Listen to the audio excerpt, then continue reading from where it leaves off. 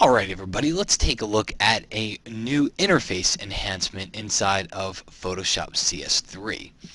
So, in previous versions of Photoshop, one of the things that we could always do, and I used to do a lot, was I'd hit the Tab key, and what that does is it hides all of my palettes on the screen. It gets things out of the way so I can see the photo that I'm working with easier.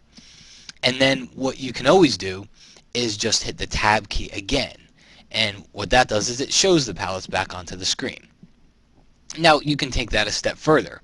You can hit Shift Tab, and what that does is it just hides the palettes on the right hand side of the screen, and then it leaves the toolbox over on the left side though. Now if I press Shift Tab again, it shows those palettes. So that's one way that Photoshop has always kind of helped get out of the way for you when you want to just see your photo and just be able to work on your photo. That said, now in CS3, they've added a really cool feature, just one of those little tiny things, but it makes a big difference.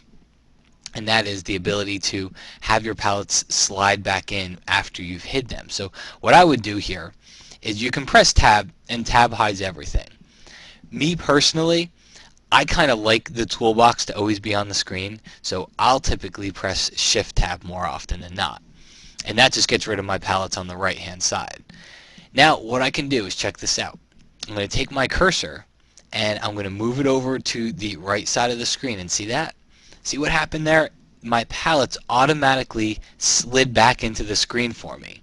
So now if I'm working on a layers palette, I can create a new layer, I can move out and my palettes go away.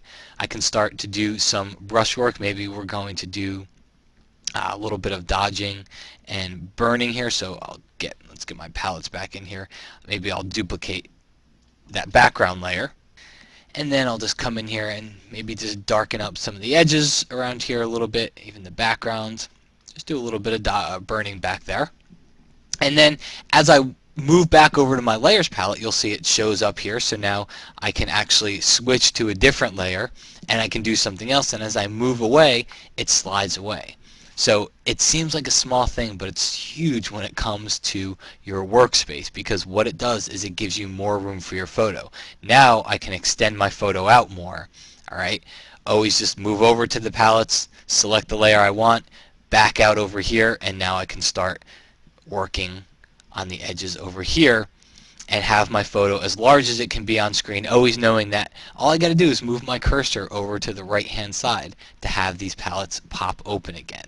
So very cool things inside of CS3 to help us make better use of the workspace. And one little tip for you at the end here, notice these little arrows at the top left of the toolbox. Well, by default in CS3 your toolbox is going to be a one column toolbox. If you don't like the single column, and it takes a little getting used to because we're used to that double column toolbox, if you don't like it, all you got to do is just click on that little double arrow that you have up there, and it takes it back to that double column toolbox that you're used to. But what Adobe's trying to do here is give you the maximum amount of space that you can dedicate to your photos here. So that's where the single column comes in handy, and you'll get used to it eventually. But until that point comes, you can always use the two column one as well.